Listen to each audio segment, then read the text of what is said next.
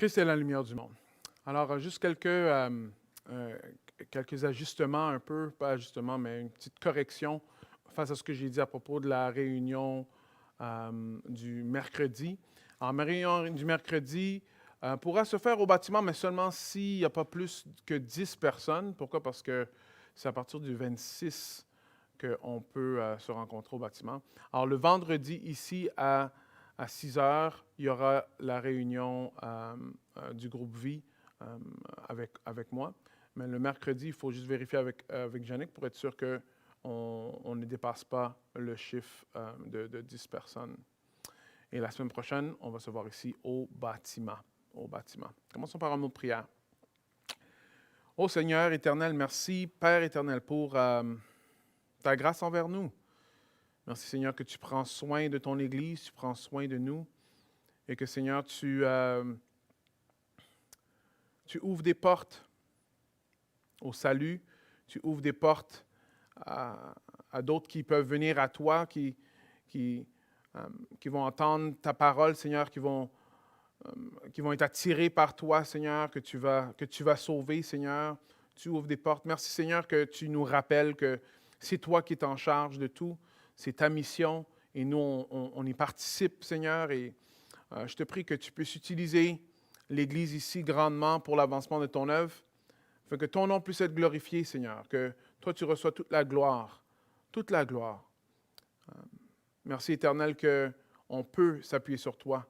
On peut te faire confiance parce que tu es digne de toute confiance, de celui qui est saint, celui qui est le véritable.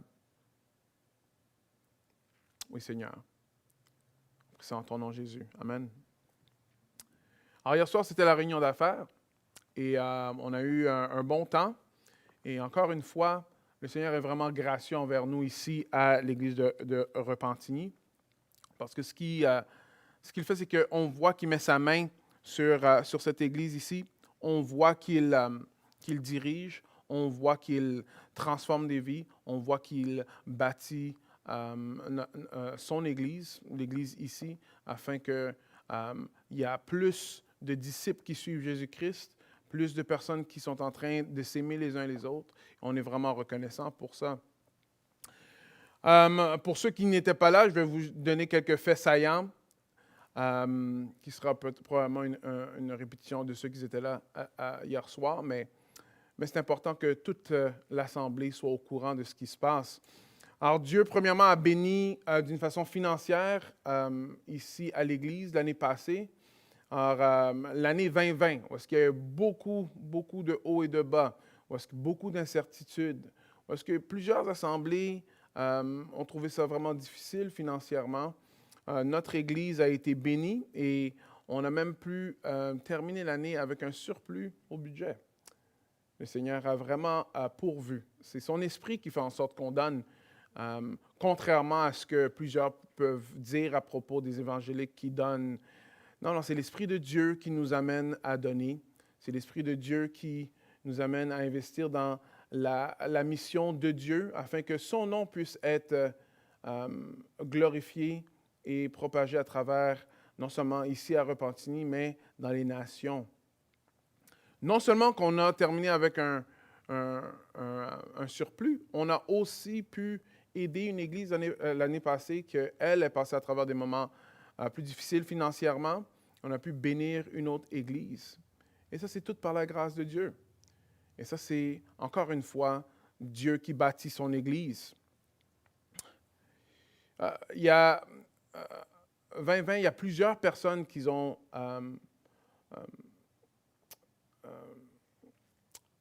voulu approfondir leur relation avec Dieu, qui ont voulu être des disciples, qui ont voulu grandir dans leur foi. Alors, il y en a qui prennent des cours Sembec. Comme on a vu hier, le cours des femmes a été un grand succès sur le livre des Actes, parce que ça a encouragé plusieurs des femmes parmi nous. D'autres, c'est les cours qui sont offerts par l'Église. Rappelez-vous qu'après l'Assemblée, aujourd'hui, il y aura le cours sur la prière. D'autres, c'est l'école biblique. D'autres prennent des cours en ligne pour approfondir leurs connaissances. Et que ce soit les groupes vie, que ce soit les prédications, que ce soit collège et carrière, que ce soit la jeunesse, Tout ça, c'est toujours formé sur la formation de disciples. On est là pour apprendre à d'autres personnes à suivre Jésus-Christ. Souvent, comme moi, je suis souvent pointé encore vers Jésus-Christ pendant que je suis en train de prêcher le dimanche matin ou pendant que je suis en train de préparer les prédications, qui fait en sorte que je puisse enseigner d'autres à suivre Jésus-Christ de la même façon que Jésus-Christ, lui, il me guide avec lui. Alors, une autre chose qu'on voit, c'est l'assistance est beaucoup plus stable que c'était quand c'était la première vague. La deuxième vague, il y a une assistance beaucoup plus stable en ligne. Le Seigneur, c'est lui qui fait tout cela. Alors, l'ordre du jour, c'est toujours la même chose comme avant. On est toujours là pour faire des disciples. On est dans l'étape, rappelez le plan de 5 ans, que maintenant, bon, c'est sûr, ce n'est pas un plan de 5 ans, mais c'est le Seigneur qui est en contrôle de tout. Mais on est dans l'étape où est-ce qu'on veut faire des disciples, faire beaucoup plus de disciples, approfondir dans la foi, voir de plus en plus des personnes dans l'Église, accompagner d'autres à apprendre à propos de Jésus-Christ, nous-mêmes être équipés pour être capables d'équiper d'autres. Alors, c'est vraiment ça que la parole de Dieu nous amène à faire et je t'invite. Est-ce que tu veux apprendre plus à propos de Jésus-Christ? Mais implique-toi. Il y a plusieurs choses. Que ce soit les groupes vie, que ce soit l'école du dimanche, que ce soit aussi la jeunesse ou collège et carrière, que ce soit prendre un cours, ou même si tu veux prendre un cours avec Sembec, si tu veux t'impliquer davantage, si tu veux servir le Seigneur, si tu veux être plus équipé, juste pose la question à n'importe quel des anciens. On va te diriger et définitivement, tu pourras approfondir tes connaissances avec Jésus-Christ. Pas tes connaissances, mais ta connaissance de Jésus-Christ, afin que tu puisses aussi guider d'autres personnes à faire la même chose. Rappelez-vous encore une fois, un faiseur de disciples, c'est simplement quelqu'un qui pointe quelqu'un d'autre vers Jésus, qui aide quelqu'un d'autre à suivre Jésus-Christ. Il y a quelque chose qui se passe qui n'est pas toujours publié, mais c'est l'amour grandissant entre frères et sœurs ici dans l'Église de Repentigny. Il y a beaucoup d'actes d'amour qui se font et que tout le monde n'est pas toujours au courant. Mais dans notre groupe vie, c'est pour ça que je le partage. Il y a une sœur qui a partagé qu'elle a même eu de l'aide financière par quelqu'un anonyme pour une situation dans un moment difficile de sa vie qu'elle est en train de passer à travers. Le Seigneur est vraiment, vraiment bon. Il y a plusieurs qui s'aident dans le quotidien de tous les jours. Il y en a qui s'appellent régulièrement. Il y en a qui vont simplement être là pour des personnes qui passent à travers des moments difficiles. Vous savez, l'amour qu'on a les uns pour les autres, c'est comme ça que les autres vont savoir que nous, on est des disciples de Jésus-Christ. Et ça, encore une fois, c'est prompté par l'Esprit. C'est l'Esprit de Dieu qui fait ce changement-là. C'est l'Esprit de Dieu qui nous dirige dans l'amour les uns les autres. Et je suis vraiment béni d'être dans une église où est-ce que l'Esprit de Dieu travaille et continue à nous faire avancer. Alors, le défi de cette année, c'est le même défi qu'on a eu il y a 2 ans, qui est le défi ouvrier. Alors, on est toujours à la recherche d'un ouvrier à temps partiel. Alors, cette année, le défi est relancé parce que, éventuellement, si on va avoir un ouvrier à temps partiel, il faudra éventuellement avoir le salaire de cet ouvrier-là dans notre budget. Alors, encore une fois, cette année, le défi est lancé pour le 25 000 pour l'ouvrier. Et je vous invite, regardez, ce n'est pas notre argent. Comme notre frère Michel a dit hier soir, il a dit, l'argent que nous, on a reçu, tout le monde, ce n'est pas notre argent à nous, c'est l'argent à Dieu. C'est Dieu qui fait en sorte qu'on a un emploi, c'est Dieu qui fait en sorte qu'on a de l'argent, c'est Dieu qui fait en sorte qu'on peut même partager partager notre argent avec d'autres. C'est lui qui fait en sorte qu'on peut manger chaque jour. Il ne faut jamais oublier que c'est lui qui pourvoit. Alors, quand on donne pour l'avancement de son œuvre, c'est l'avancement de son œuvre. L'avancement de son œuvre. Et honnêtement, Dieu a pourvu dans le passé et j'ai hâte de voir comment il va pourvoir encore cette année pour son Église, Et j'aimerais vraiment que vous prêtez attention là. On ne parle pas de choses personnelles, comme je parlais aux enfants. Ce n'est pas un jet là, qu'on est en train de demander, là, un avion pour être capable d'aller. Non, on est en train de parler simplement de faire avancer l'œuvre de Dieu ici à Repentigny. Pas seulement à Repentigny, mais on espère que ça peut aller jusqu'aux extrémités de la terre. Right? Alors, c'est ça que Jésus-Christ, lui, il nous a dit dans Matthieu 28. C'est sa mission et il nous utilise. Alors, si le Saint-Esprit te met ça à cœur, donne librement.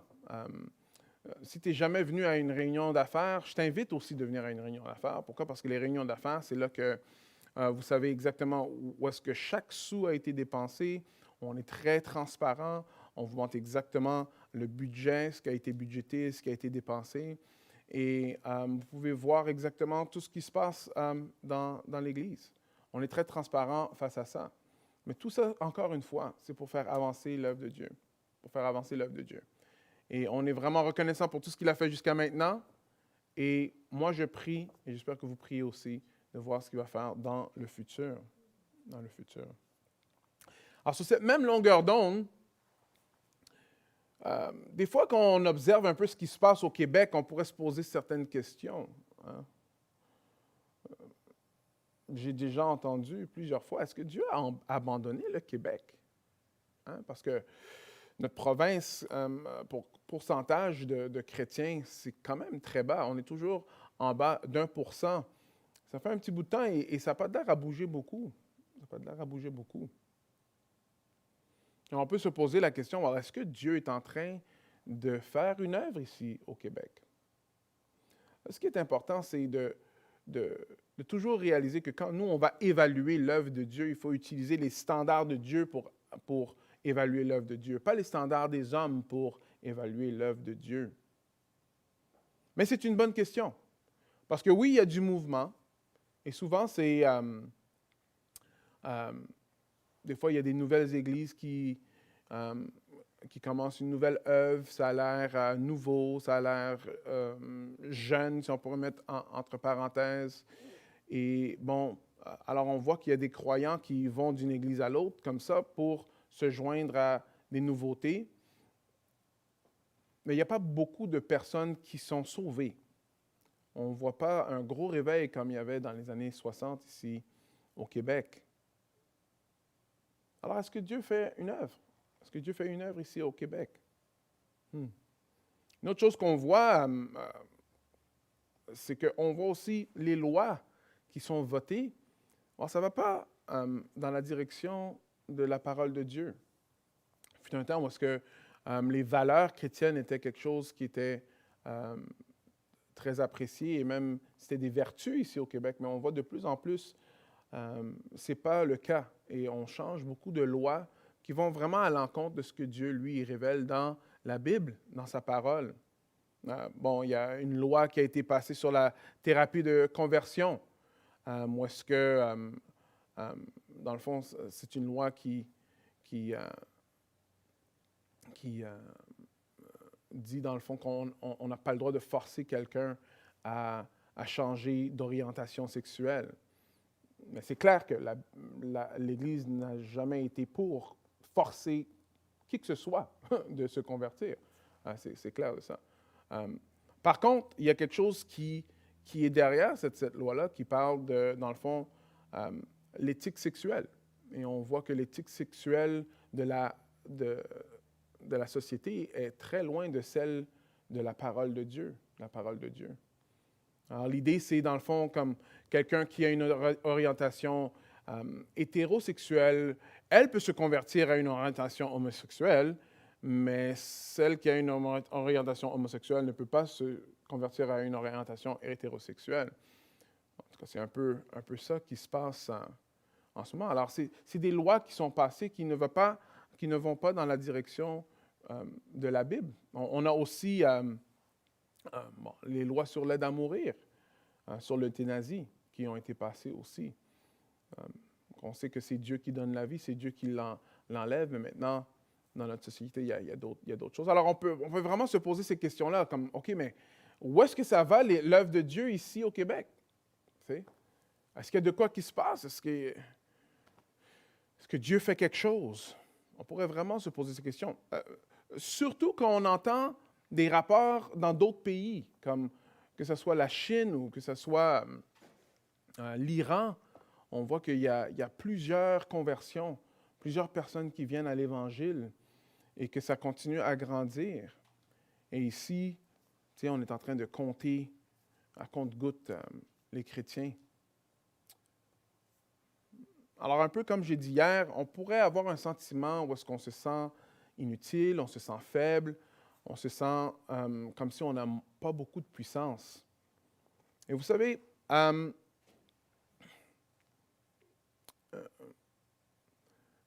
jusqu'à un certain point, c'est vrai. On n'a pas beaucoup de puissance d'une façon sociale.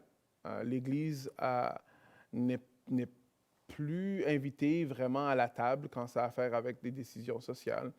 Même d'une façon économique. L'Église n'a pas vraiment beaucoup de pouvoir économique parmi la société.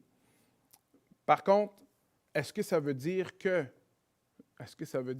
Dieu n'est pas à l'œuvre? Alors, on va voir aujourd'hui une église, et c'est l'église de Philadelphie. On va voir qu'eux aussi, ils avaient un peu de puissance, mais on va voir que Dieu les bénit et Dieu les favorise. De toutes les églises, comme on a vu, eux, c'est une église qui n'a pas de reproche. Alors, c'est la deuxième église dans la liste de 7 qui n'a pas de reproche. Et on va voir que Jésus-Christ donne plusieurs promesses à cette église-là. Promesse sur promesse sur promesse. Dieu est capable de faire de grandes choses avec peu. Il peut faire de grandes choses avec peu. On ne sait pas. Peut-être toute cette tempête qui s'est passée avec la pandémie, c'est pour épurer, pour aider à fortifier l'Église. Je ne sais pas. Ça me fait penser à des églises que j'ai visitées aux États-Unis. Des églises qui, quand même assez intéressantes, qui sont là, ça fait depuis très longtemps. Bon, alors, allons voir l'église de Philadelphie. On va rentrer dans ça dans quelques instants. On va voir un peu ce qui se passe. Bon, Seigneur, fais-nous grâce. Parle-nous ce matin, en ton nom, Jésus. Amen. Alors, on passe à travers les 7 églises et on voit que ce sont des vraies églises, comme on mentionne. Si c'est la première fois que vous êtes avec nous, il y a les 7 autres églises dans les séries, dans les prédications précédentes. On passe à travers l'Apocalypse. Maintenant, on est dans la première section du livre, où est-ce qu'il y a le prologue et il y a des lettres qui sont envoyées aux 7 églises. Aujourd'hui, on va voir l'église de Philadelphie. L'église de Philadelphie. L'église de Philadelphie, il n'y a pas autant de ruines ou beaucoup d'archéologie qui a été trouvée. Alors, il y a quelques petites choses qu'on voit de la ville de Philadelphie. L'église de Philadelphie a été nommée par son fondateur, le roi Eumène II, qui est mort en 159 avant Jésus-Christ, de Pergame, en l'honneur de son frère Attal II, 220 à 138 avant Jésus-Christ. Attal avait montré une loyauté qui était tellement inébranlable à son frère qu'il a reçu un petit nom qui est Philadelphos, qui est Philadelphie, où est-ce qu'on a le mot Philadelphie qui veut dire celui qui aime son frère, celui qui aime son frère. Alors, nous, on est probablement plus au courant de la ville qui a le même nom aux États-Unis, qui veut dire exactement la même chose. C'est un principe biblique. On peut le voir dans Hébreux 13:1, où est-ce qu'il se dit que votre amour fraternel ne cesse de se manifester. Et ce qu'on voit ici, c'est qu'on voit clairement qu'il y avait ce genre d'amour-là et cette ferveur-là dans cette église, dans cette ville-là, qui est assez intéressant. Un fait intéressant, c'est que des 7 églises, l'église de Philadelphie était la seule qui existait encore au 19e siècle. Alors, M. Murray McCheyne dit ceci. Il dit qu'une population de 2000 personnes comptait encore 800 personnes qui professaient d'être chrétiens dans ces 5 églises qui étaient à Philadelphie. Aujourd'hui, ces chiffres ont considérablement diminué, en particulier après l'exode massif des Grecs en 1920. Il y a peu ou presque plus de christianisme en ce moment à Philadelphie, la Philadelphie moderne, qu'on appelle Al-Shehir. Par contre, c'était la seule église des 7 qui était toujours vivante au 19e siècle, qui est vraiment intéressant. Je trouve cela vraiment intéressant parce qu'en allant aux États-Unis, j'ai rencontré des églises qui étaient là, ça fait 183 ans. C'était vraiment quelque chose.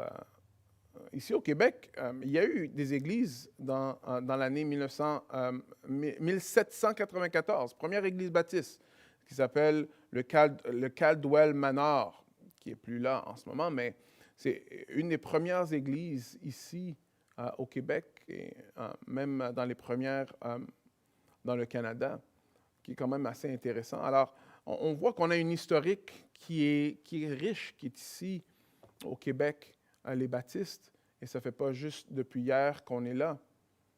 Par contre, je n'ai pas pu résister à rêver un peu. On va dire que Jésus-Christ, lui, il retarde sa venue. Hein? On va dire qu'il prend son temps à venir. 200 ans, 300 ans. L'Église de Repentigny, ça va devenir quoi exactement? Ça aurait l'air de quoi dans 200 ans, dans 300 ans? Hein? Est-ce que l'Évangile sera toujours au centre? Est-ce qu'on prêchera toujours la parole de Dieu fidèlement? Vous savez, ça, c'est des choses qui appartiennent à Dieu. On ne le sait pas.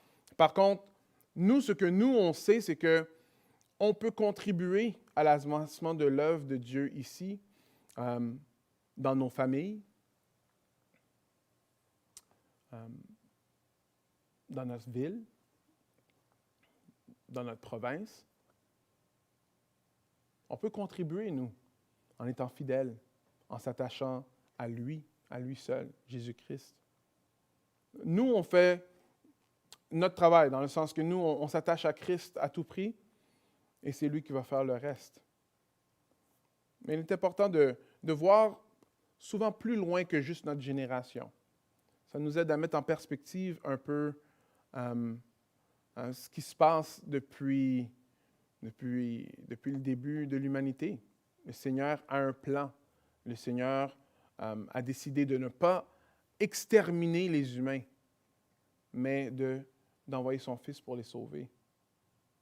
Et oui, ça fait depuis 2000 ans qu'il fait un travail et nous, on bénéficie de ça.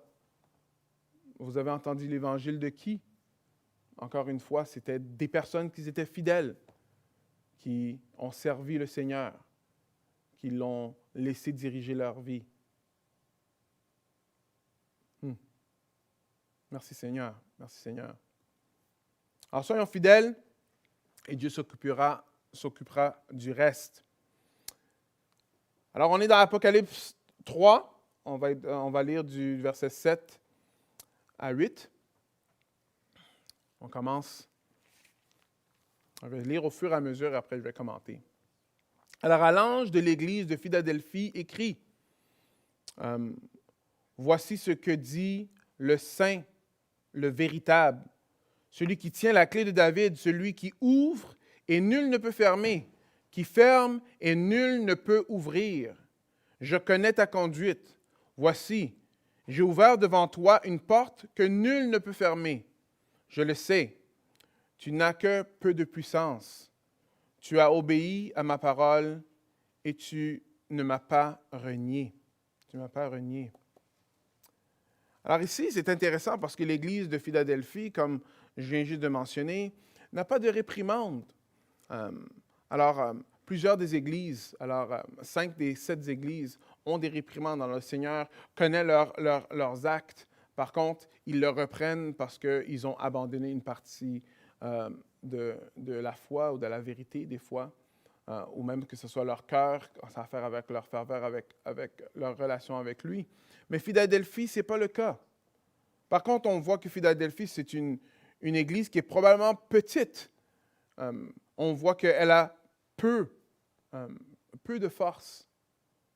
Probablement pas des forces spirituelles, parce que le contexte de la lettre, c'est que Philadelphie était fort spirituellement, mais probablement pas d'influence dans la société, pas beaucoup d'argent. Ce n'était pas une église qui était imposante ou qui avait beaucoup d'influence. Par contre, on voit ici que Jésus-Christ donne des promesses après promesses après promesses.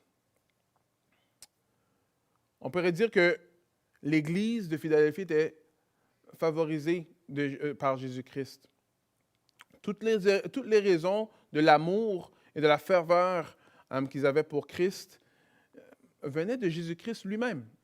Alors, comme toutes les lettres, on voit que Jésus-Christ se présente au début de la lettre. Et ici, Jésus-Christ va dire 3 choses qui sont quand même assez percutantes. La première chose, c'est qu'il va dire qu'il est saint. Deuxième chose, il va dire qu'il est le véritable. Et il va dire que c'est lui qui tient la clé de David, celui qui ouvre et nul ne peut fermer, qui ferme et nul ne peut ouvrir. Alors, c'est intéressant parce que cette introduction ici, de toutes les autres introductions, on peut voir, jusqu'à maintenant, on peut voir que c'était pris directement du chapitre 1. Directement du chapitre 1 de l'Apocalypse. Vous pouvez aller voir vous-même. À la fin du chapitre 1, on voit que toutes ces descriptions-là, c'était des descriptions très claires de Jésus-Christ. Aujourd'hui, on va voir que oui, dans le chapitre 1, ça dit que Jésus-Christ tient la clé. Mais ici, c'est très spécifique, la clé de David. Et c'est comme une allusion directement au prophète Ésaïe. Alors, dans cette introduction-là, il y a une allusion qui va directement au prophète Ésaïe. On va voir un peu ça dans quelques instants. Mais Jésus commence par dire qu'il est saint. Il est saint. Il est saint. C'est important de voir ça. Pourquoi? Parce que, vous savez, dans l'Ancien Testament, je suis en train de chercher, oui. Dans l'Ancien Testament, on va dire, dans Psaume 89, 18, ça va dire ceci. « À l'Éternel appartient notre protecteur, notre roi est dans la main du Saint d'Israël. » Et si vous avez déjà lu Ésaïe, vous allez voir que le Saint d'Israël, c'est quelque chose que Ésaïe répète souvent. Et on voit dans l'Ancien Testament que le Saint d'Israël fait référence à Dieu lui-même, à Dieu lui-même. Et le fait que Jésus-Christ, lui, il s'appelle Saint, c'est vraiment considérable. Il y a vraiment beaucoup d'implications à cela. Il est saint. Il est le saint. Plusieurs personnes vont nous dire aujourd'hui, ils vont remettre en question que Jésus-Christ a déclaré qu'il est Dieu. Mais c'est qu'à travers tout le Nouveau Testament, on va voir souvent, pas souvent, plusieurs fois, où est-ce que Jésus-Christ, lui, il va prendre un nom qui est juste un nom pour Dieu lui-même et il va se l'approprier. Il va se le donner. Au point que même les Juifs du temps, les leaders juifs du temps ont compris ce qu'il était en train de faire et ont voulu le mettre à mort parce qu'il se faisait égal à Dieu. Oui, Jésus-Christ se déclare Dieu. Et ça, c'est encore une fois où est-ce qu'il se déclare Dieu, que lui, il est saint. Il est saint. Il est saint. Alors, rappelez-vous à la question genre, OK, montre-moi exactement les mots où est-ce que Jésus-Christ dit « Je suis Dieu ». C'est une question qui vient de notre ère, de notre époque probablement, et on ne comprend pas vraiment l'idée que dans ce temps-là, tu n'avais pas besoin de dire « Je suis Dieu » pour dire « Je suis Dieu ». Le fait qu'il dit qu'il est saint ou qu'il est le maître du sabbat, euh, qu'il est le Fils de Dieu, tout ça, ça montre qu'il est Dieu. Et il est en train de faire un point ici. Alors, on voit ici que Jésus-Christ se déclare comme le Saint. OK, après, il se dit qu'il est le véritable et que c'est lui qui tient la clé de David. Alors, juste pour comprendre un peu ce qui est en train de se passer, je pense que ce serait bien de comprendre un peu ce qui se passait culturellement. Parce que le contexte va nous aider à bien comprendre pourquoi Jésus-Christ se présente comme ça à l'Église de Philadelphie.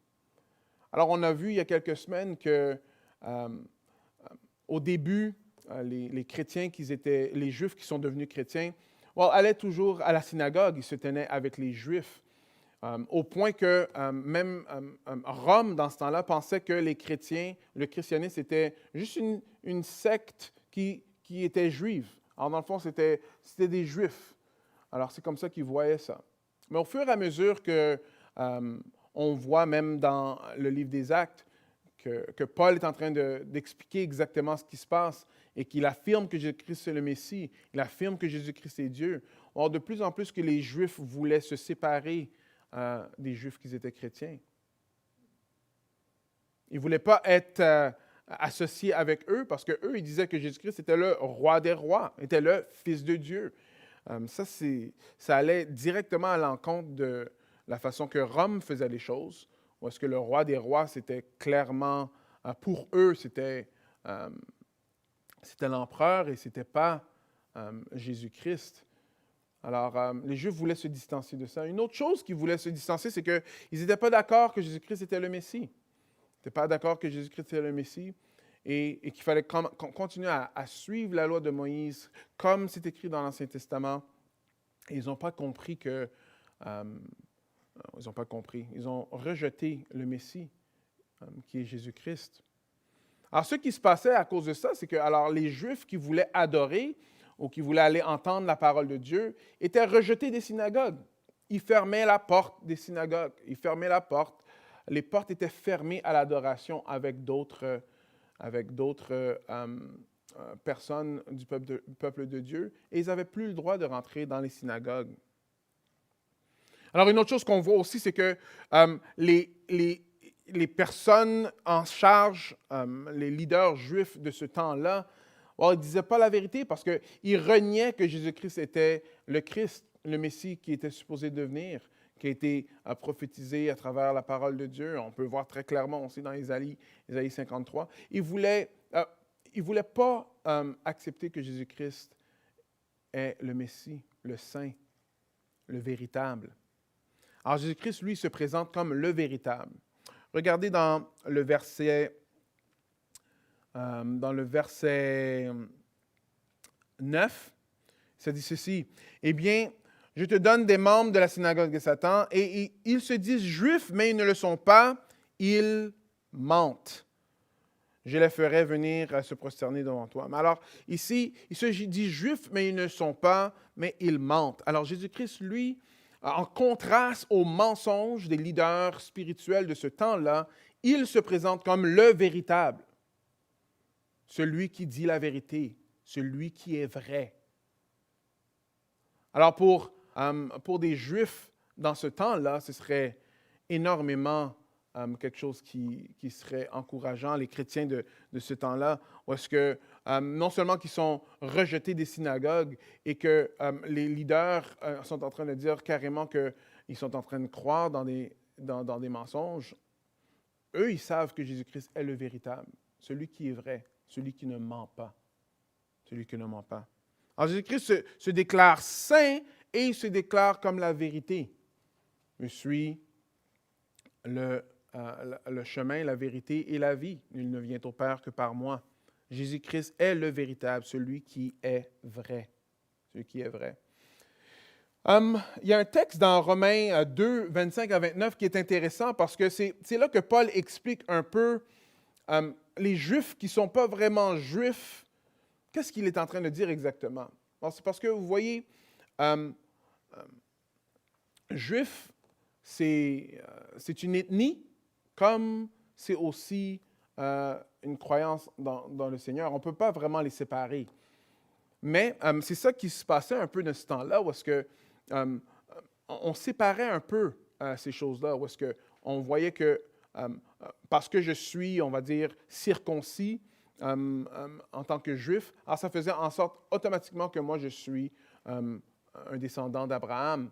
Par contre, on va voir que Paul est en train d'expliquer ça un peu différemment. Il est en train de dire non, ce n'est pas tous qui sont circoncis physiquement qui font en sorte qu'eux, ils sont des personnes qui suivent Dieu. Il faut être circoncis de cœur. C'est ça l'idée. Il faut être circoncis de cœur. Alors, il va dire ceci dans Romains 2, 25 à 29. Il va dire, assurément, être circoncis a un sens, à condition d'observer la loi. Mais si tu désobéis à la loi, être circoncis n'a plus de valeur que d'être incirconcis. Mais si l'incirconcis accomplit ce que la loi définit comme juste, cet incirconcis ne sera-t-il pas considéré comme un circoncis? Et cet homme qui accomplit la loi sans être physiquement circoncis te jugera, toi qui désobéis à la loi tout en possédant les Écritures de la circoncision. Alors ici, Paul est en train d'expliquer, regardez, bon, OK, alors, vous ne pouvez pas dire qu'on suit juste une partie des règlements de Dieu et désobéir les autres. Jacques est très clair. Si tu désobéis à une partie de la loi de Dieu, tu désobéis à toute la loi. Alors, c'est ça l'idée ici. Parce qu'ici, on est en train de choisir. On dit, non, moi, je suis circoncis, alors je suis correct. Mais Paul est en train de dire, oui, mais comme tu ne suis pas les autres commandements de Dieu. Parce que tous ont péché et tous sont privés de la gloire de Dieu. Alors, c'est ça le problème de toute l'humanité. Le problème de toute l'humanité, c'est qu'on n'y arrive pas. Les règlements de Dieu, on n'y arrive pas. On n'est pas capable de tous les suivre. Alors, Paul est en train de dire, regarde, si tu choisis un règlement et tu ne suis pas les autres, tu es dans le même problème parce que c'est juste un règlement qui fait en sorte qu'on est coupable de toute la loi. Et il continue à dire que, OK, alors s'il y a des personnes qui sont incirconcis, ça veut dire qu'ils ne se sont pas fait circoncire, mais qu'eux, ils suivent la loi de Dieu. Alors, il y avait beaucoup de païens dans ce temps-là qu'ils ont cru en Jésus-Christ et qu'eux, en mettant leur confiance en Jésus-Christ, celui qui, lui, il a suivi la loi de Dieu parfaitement, ont suivi la loi de Dieu. Alors, si eux, ils sont en train de faire ce que ceux qui disent qu'ils ont la loi ne font pas, alors il est en train de dire, mais est-ce que eux, ils sont là pour vous juger? Il dit carrément, oui, ils sont là pour vous juger. Verset 28. Car ce n'est pas ce qui est visible qui fait un juif, ni la marque visible dans la chair qui fait la circoncision, mais ce qui fait le juif, c'est ce qui est intérieur, la vraie circoncision est celle que l'Esprit opère dans le cœur, et non celle que l'on pratique en obéissant à la lettre de la loi. Tel est le juif qui reçoit sa louange, non des hommes, mais de Dieu. Alors, vous voyez, Paul est en train de dire, le vrai juif, là, c'est celui qui est circoncis de cœur, pas celui qui est simplement ethnique. Alors, c'est quand même assez fort. Vous voyez, je me rappelle avoir vu un reportage, pas un reportage, mais une émission, où est-ce qu'il y avait un pasteur américain avec un rabbin juif et un juif athée. Alors, ça a l'air un peu drôle de dire juif athée, parce qu'un juif, dans le fond, c'est quelqu'un qui vient de ce que la Bible décrit. C'est quoi un juif? Et c'est très difficile de séparer, sinon impossible de séparer le juif d'être un croyant, right? Mais c'est intéressant parce que même le rabbin était en train d'affirmer un peu l'idée du juif qui était athée. Il disait non, ça se peut que le juif peut être athée. Pourquoi? Wow! C'est parce que souvent, on va voir que l'ethnicité, c'est ça qui fait le juif. Mais Paul est en train d'expliquer ici, ce n'est pas simplement l'ethnicité, ce n'est pas la circoncision physique, mais clairement la circoncision de cœur qui fait le juif. Alors quand on lit ici dans le verset 9, et ça dit « Les Juifs qui ne le sont pas, ils mentent. Je les ferai prosterner à tes pieds et reconnaître que moi, je t'ai aimé. » C'est dans la même idée ici, que les Juifs, un jour, devant ceux qui étaient à Philadelphie, reconnaîtront qu'ils sont aimés de Dieu. Ils sont aimés de Dieu. Et se prosterneront devant eux. Pas pour les adorer, mais en reconnaissance que, comme il dit ici, si les chrétiens sont aimés de Dieu, alors ça juge automatiquement quelqu'un qui rejette Jésus-Christ, Alors, il est le véritable, il est le saint et il est la clé de David. Très intéressant parce que ce terme-là, qu'il tient la clé de David, et celui qui ouvre, nul ne peut fermer, qui ferme, nul ne peut ouvrir. C'est une référence directement de Ésaïe 22 dans l'Ancien Testament. Alors, dans ce contexte-là, il y a un homme qui s'appelle Shebna. C'est le majordome. C'était quelqu'un qui était un fonctionnaire du palais et qui contrôlait l'accès au palais. C'était lui le seul qui avait la clé. Alors, Shebna était un de ces majordomes-là. C'est lui qui avait le contrôle et Dieu le reprend. Dans Ésaïe 22, vous pouvez lire le contexte vous-même, de 15 à 20, vous allez voir que Dieu reprend Shebna et il le remplace par Éliakim. Éliakim est choisi à sa place. Et voici ce que ça dit dans Ésaïe 22. Je vais commencer de 20. C'est-à-dire, et il arrivera en ce jour-là que je ferai appel à mon serviteur Éliakim, le fils d'Hilkia. Je le revêtrai de ta tunique, je le ceindrai de ta ceinture et je lui remettrai ton pouvoir politique.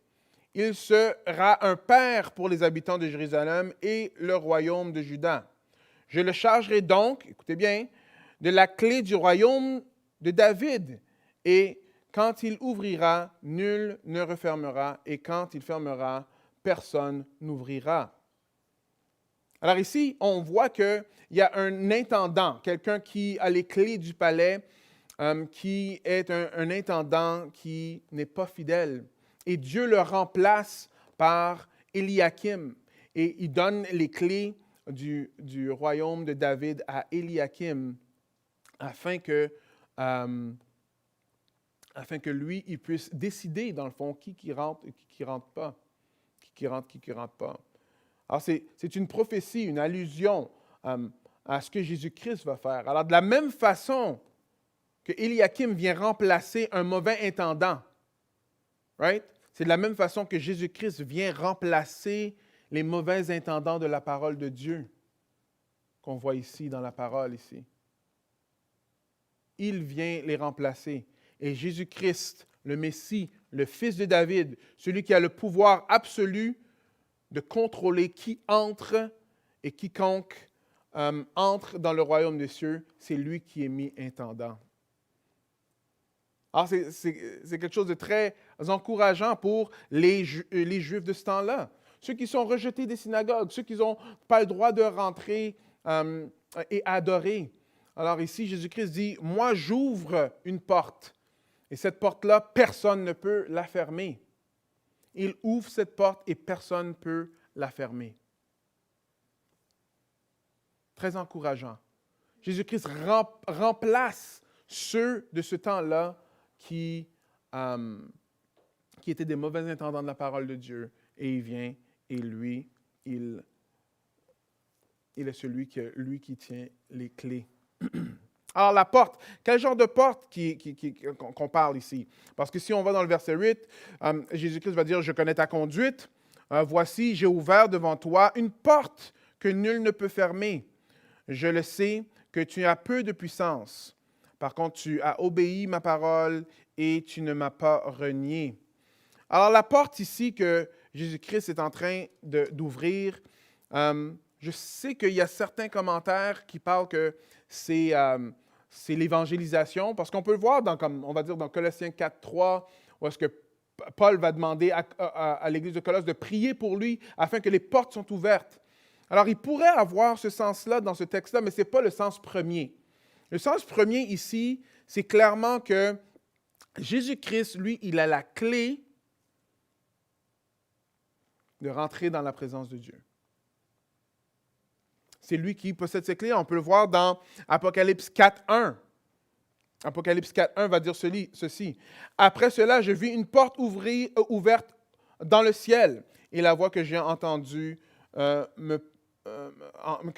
me parler au début et qui résonnait comme une trompette me dit, monte ici et je te montrerai ce qui doit arriver après cela. Alors on voit clairement ici que c'est l'accès à la présence de Dieu.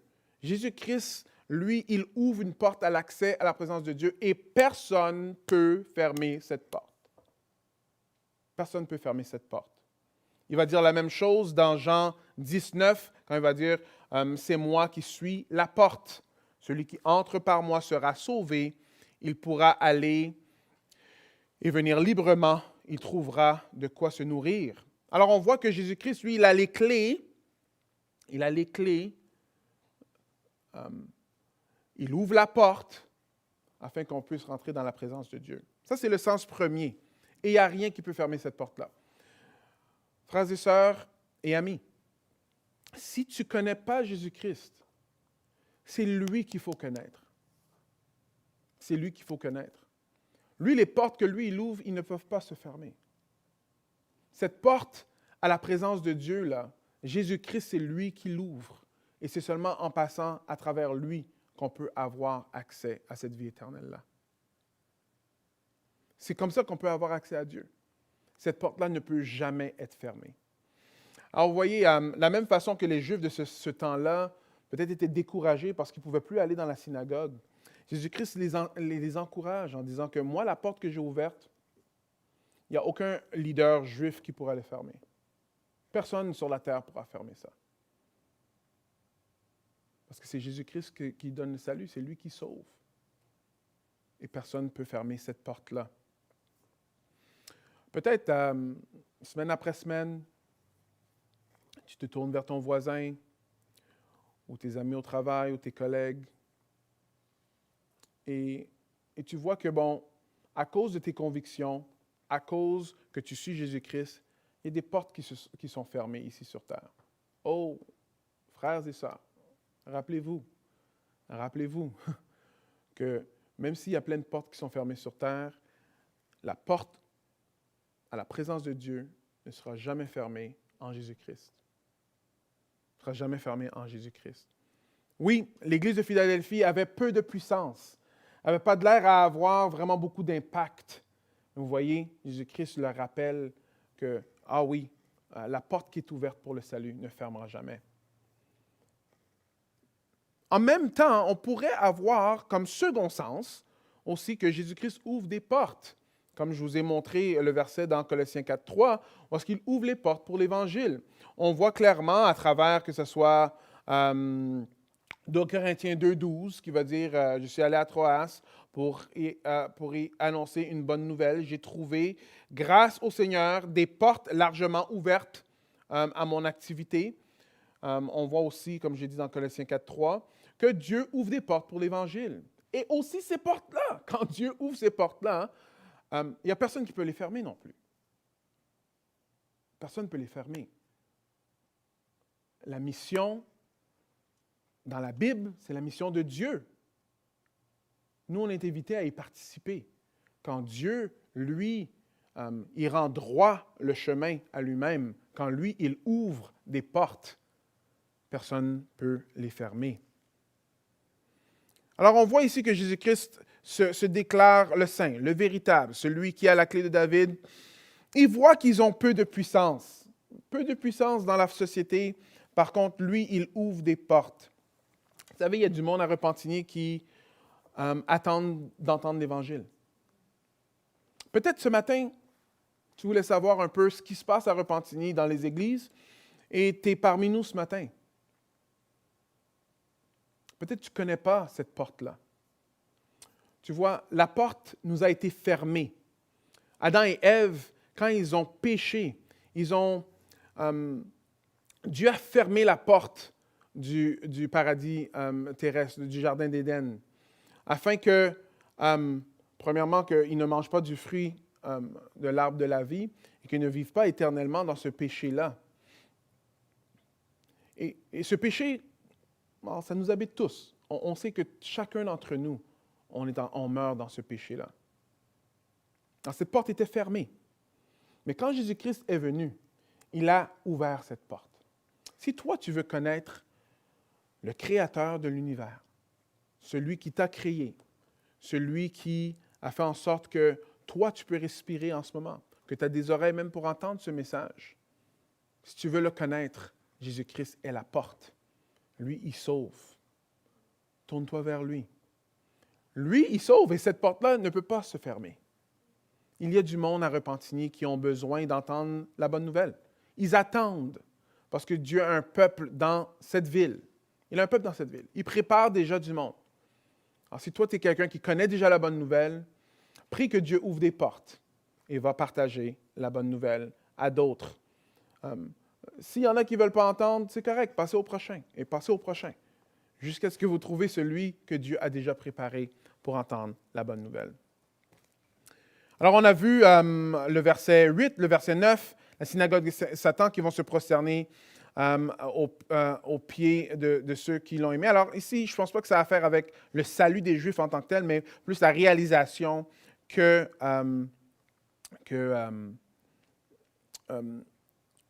les chrétiens sont aimés par Dieu. Verset 10, « Tu as gardé le commandement de persévérer que je t'ai donné.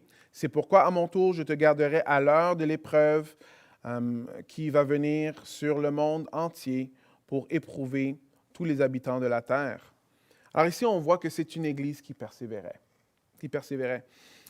Si on retourne dans le verset 1, il persévérait à faire quoi? On voit, il dit, « Je sais que tu n'as peu de puissance. Tu as obéi à ma parole, 1, et 2, tu ne m'as pas renié. »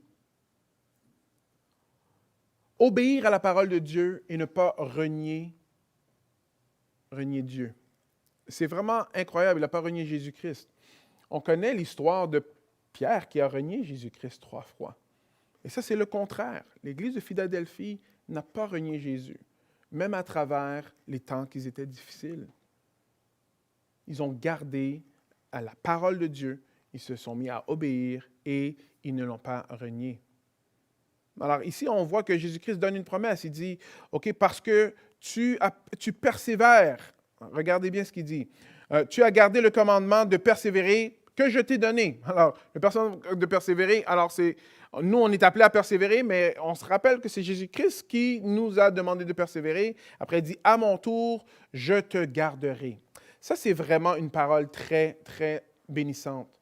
Le Seigneur dit, « Je vais te garder. Je vais te garder. » Plusieurs d'entre nous, même aujourd'hui, on vit des choses qui sont très difficiles. C'est chaud dans nos vies. Mais non, on ne sait pas qu'est-ce qui se passe. Par contre, Jésus-Christ dit, « Je vais te garder. » Jésus-Christ promet de nous garder à travers les hauts et les bas de la vie. Alors ça, c'est juste dans la vie d'un chrétien normal de tous les jours. Il parle aux chrétiens du premier siècle. Et eux, ils ont été persécutés dans le premier siècle, oui. Et c'était affreux. Beaucoup plus que nous, on a connu ici dans notre société jusqu'à date. Par contre, ici, il parle pas seulement de la tribulation ou des épreuves qu'on peut avoir maintenant dans notre vie, mais aussi de ceux qui vont venir dans le futur. Je te garderai à l'heure de l'épreuve qui va venir. Ah, c'est vraiment intéressant ici. Bon, ici, OK. Il y a différentes interprétations pour ce verset-là. Et moi, je vais vous dire c'est quoi ma conviction d'après ce verset-là. Certains vont voir dans ce verset-là qu'il y a un enlèvement. Alors, ça dit ici, parce que je vais te garder à l'heure de l'épreuve, ça veut dire que Dieu va enlever l'Église pour qu'eux, ils n'ont pas d'épreuves euh, euh, euh, comme le monde entier à la fin des temps. Parce qu'ici, on parle vraiment d'une épreuve ou d'une tribulation, le mot c'est tribulation, qui va s'intensifier à la fin des temps.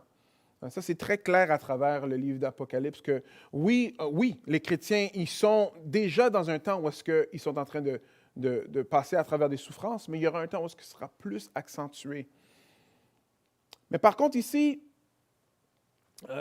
je pense que ici, ça fait référence, pas que Dieu va nous enlever, mais qu'il va nous préserver à travers l'épreuve. Alors, un des textes qui est clé pour ça, parce que ça dit la même chose, c'est le même mot, je te garderai. On peut le voir dans Jean 17, 15. Alors, si on va dans Jean 17, 15.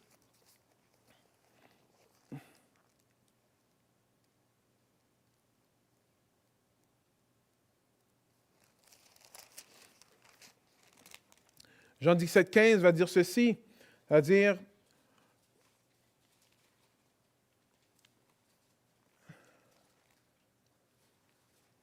c'est Jésus-Christ qui est en train de prier. Et il va dire ceci, alors, je vais lire 14 et 15. Alors, je leur ai donné ta parole et le monde les a pris en haine parce qu'ils ne lui appartiennent pas, comme moi, je ne lui appartiens pas. Alors, écoutez bien, il dit, je ne te demande pas de les retirer du monde, mais de les préserver du diable. Ils n'appartiennent pas au monde, comme moi-même, je ne lui appartiens pas. Alors ici, on voit ici ce mot je les garderai ou ici je les préserverai. C'est pas l'idée de retirer les croyants de l'épreuve, mais c'est de les préserver du diable. De les préserver du diable. Alors, ce que je comprends, le texte ici, ce qu'il est en train d'expliquer très clairement, c'est que les chrétiens, oui, vont souffrir. Par contre, la promesse, c'est que Dieu va les garder. Comme il nous garde en ce moment dans nos épreuves, il nous gardera dans les épreuves à venir aussi. Et une autre chose qui me fait voir ça, c'est aussi le verset 11 qui dit « Je viens bientôt ». Alors, tiens ferme ce que tu as tiens ferme ce que tu as pour que personne ne te ravisse le prix de la victoire. Encore une fois, c'est comme le contexte que Jésus-Christ dit que je viens bientôt, ça fait référence à une église qui est là quand il revient à la fin des temps. Alors, ce n'est pas une église qui a été enlevée. Alors, ça ne dérange pas ta position vraiment nécessairement sur ce texte-là, parce que ça revient à la même chose, que Jésus-Christ va nous garder dans l'heure de l'épreuve. Celui qui peut nous préserver de toute chute. Jésus-Christ, lui, il promet cela. Je vois que l'heure avance. Alors, on va terminer rapidement. Du vainqueur, je ferai un pilier du temple de mon Dieu et il n'en sortira plus jamais. Je graverai sur lui le nom et celui de la ville de mon Dieu, la nouvelle Jérusalem, qui descend du ciel d'auprès de mon Dieu, ainsi que mon nom nouveau. Alors, je vais juste prendre le temps pour faire le focus directement sur un peu le temple. Alors ici, c'est très clair que c'est un temple qui est imagé, ce n'est pas le temple comme c'était dans le temps. Voici, le commentaire du Sommeur dit quelque chose de très intéressant, ça dit ceci. Tous ceux qui vaincront deviendront une colonne dans le temple de Dieu. Il s'agit évidemment d'un symbole pour représenter le fait que les croyants seront éternellement avec Dieu. Avec Dieu. Toute la nouvelle Jérusalem sera le temple suprême. Alors, la nouvelle Jérusalem qui est en train de parler d'ici, ce sera le temple suprême de Dieu. Il continue à dire, en contraste avec les temples et les colonnes terrestres qui s'écroulent, les croyants, eux, seront dans ce temple-là pour l'éternité. Pour l'éternité. Et ils vont continuer à expliquer que souvent, sur ces colonnes-là, il y avait des inscriptions. Alors, c'est probablement ça qui font allusion quand ils sont en train de parler du nom de Dieu. Alors, nous, contrairement à des temples terrestres, je veux dire des piliers terrestres qui éventuellement vont s'écrouler, nous, on sera dans la présence de Dieu pour l'éternité dans le nouveau temple, dans la Nouvelle Jérusalem. C'est toutes des promesses qui sont absolument incroyables. Parce qu'ici, ce que l'Église de Philadelphie nous montre, c'est que même si on n'a pas beaucoup de puissance ou beaucoup d'influence nécessairement dans notre communauté aujourd'hui, ou beaucoup de pouvoir politique, ou beaucoup de pouvoir économique, Jésus-Christ, lui, il utilise ça pour faire avancer son œuvre. Il utilise ça pour avancer son œuvre et on peut garder les promesses qu'il va nous garder. Qu'il est le saint, il est le véritable. C'est lui qui ouvre les portes et il ne va pas nous lâcher. Je termine avec ce verset qui dit dans Hébreux 11, 33, « Grâce à la foi, ils ont conquis des royaumes, exercé la justice, obtenu la réalisation de promesses, fermé la gueule des lions. Ils ont éteint des feux violents, échappé aux tranchants de l'épée. Ils ont été remplis de force alors qu'ils étaient faibles. » Ils ont été remplis de force alors qu'ils étaient faibles. Et regardez cette faiblesse-là, vous voyez, ce n'est pas une faiblesse qui est très faible. Regardez, fermer la gueule des lions, réaliser des promesses, ils ont exercé la justice. Mais parce qu'ils étaient faibles, c'est-à-dire parce qu'ils ont compris qu'ils avaient besoin de s'attacher à Jésus-Christ à tout prix, ils ont eu de la force. Ils se sont montrés vaillants dans les batailles, ils ont mis en fuite des armées d'ennemis. Des femmes ont vu leur mort ressusciter pour leur être rendue. Qu'est-ce que le texte nous montre dans Hébreux 11? C'est que si nous réalisons notre faiblesse, nous réalisons à quel point qu'on a besoin de s'attacher à Jésus-Christ, il va nous donner la force qu'on a besoin pour aller à travers n'importe quelle épreuve. Il va nous garder. Il va nous garder. Et pas seulement pour maintenant, mais pour l'éternité. On sera des piliers pour l'éternité dans la Nouvelle Jérusalem. Il va nous donner son nom parce qu'on lui appartient. Parce qu'on lui appartient. Alors que celui qui a des oreilles écoute ce que l'Esprit dit aux églises. Je vais terminer par un mot de prière, et ce mot de prière-là va être encore dirigé dans le sens que Jésus-Christ, lui, il ouvre les portes.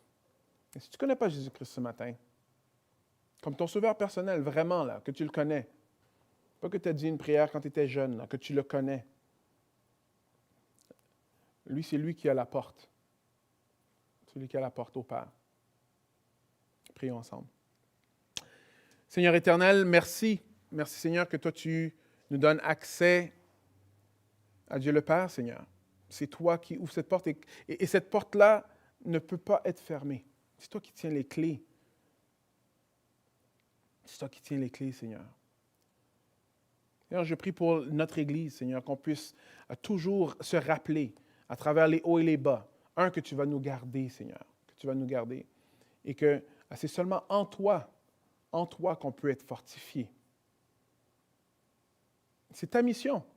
Comment qu'on peut faire cette mission-là si ce n'est pas toi qui nous donne cette force? Alors, Seigneur, je prie pour l'Église de Repentigny, se tourner vers toi, s'attacher à toi, afin que toi, tu puisses faire de plusieurs ici des piliers pour l'éternité avec toi. Je prie ça en ton nom, Jésus. Amen. Alors, c'est à 1h30. 1h30, il y a le cours sur la prière. J'ai hâte de vous voir la semaine prochaine. On terminera par un chant. Que le Seigneur vous bénisse.